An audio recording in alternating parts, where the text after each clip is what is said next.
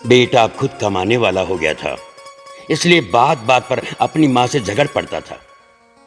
ये वही मां थी जो बेटे के लिए पति से लड़ जाती थी, मगर अब इन फाइनेंशियल इंडिपेंडेंट बेटा पिता के कई बार समझाने पर भी इग्नोर कर देता और कहता, यही तो उम्र है शौक की, खाने पहनने की, जब आपकी तरह मुंह में दांत और पेट में आंत नहीं रहेगी तो क्या करूंगा।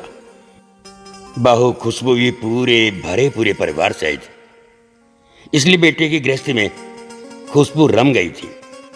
बेटे की नौकरी अच्छी थी तो फ्रेंड सर्किल उसी हिसाब से मॉडर्न थी। बहू को अक्सर वह पुराने स्टाइल के कपड़े छोड़कर मॉडर्न बनाने को कहता था, मगर बहू मना कर देती। वो कहता, कमाल करती हो तुम, आजकल सारा जमाना ऐसा करता है। मैं क्या कुछ नया करवा रहा हूं? तुम्हारे सुख के लिए सब कुछ कर रहा हूं, और तुम हो कि उन्हीं पुराने विचारों में अटकी पड़ी हो। क्वालिटी लाइफ क्या होती है तुम्हें मालूम नहीं। और इस पर बहू कहती, क्वालिटी लाइफ क्या होती है ये मुझे जानना भी नहीं है, क्योंकि लाइफ की क्वालिटी क्या हो बस मैं इस बात में विश्वास रखती हूं। आज अचानक पापा आईसीयू में एडमिट हुए थे। हार्ट अटैक आया था।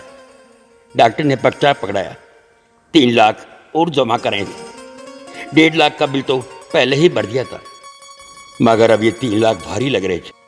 वह बाहर बैठा हुआ सोच रहा था कि अब क्या करें।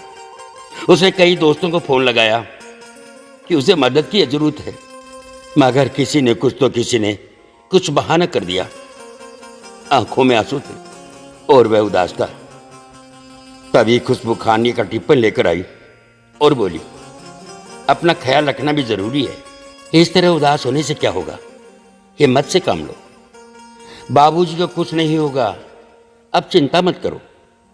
कुछ खा लो, फिर पैसों का इंतजाम भी तो करना है आपको। मैं यहां बाबूजी के पास रुकती हूं, आप खाना खाकर पैसों का इंतजाम कीजिए। पति की आंखों से टप टप आंसू झरने लगे। कहा ना, आप चिंता मत कीजिए। जिन दोस्तों के साथ आप मॉडर्न पार्टियां करते हैं, आप उनको फोन कीजिए, देखिए तो सही कौन कौन मदद में आता है।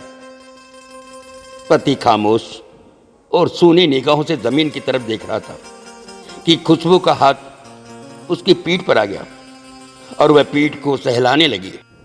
सभी दोस्तों ने मना कर दिया, सबने कोई न कोई बहाना बना दिया। खुशबू, आज पता चला कि ऐसी दोस्ती तब की है जब तक जेब में पैसा है। किसी ने भी हाँ नहीं कहा, जबकि उनकी पार्टियों पर मैंने लाखों उड़ा दिए। तो समझे, इसी दिन के लिए बचाने को तो माँ बाप कहा करते। खैर कोई बात नहीं, अब चिंता न करो, हो जाएगा सब ठीक। कितना जमा कराना है? अभी तो तनख्वाह मिलने में भी समय है। आखिर चिंता कैसे न करूं खुशबू, तुम्हारी ख्वाहिशों को मैंने संभाल रखा है। क्या मतलब? तुम जो नई तरह के कपड़े और दूसरी चीजों के लिए मुझे पैसे देते थे, वो सब मैंने संभाल कर रखे। माँ जी ने फोन पर बताया था 3 लाख जमा कराने हैं।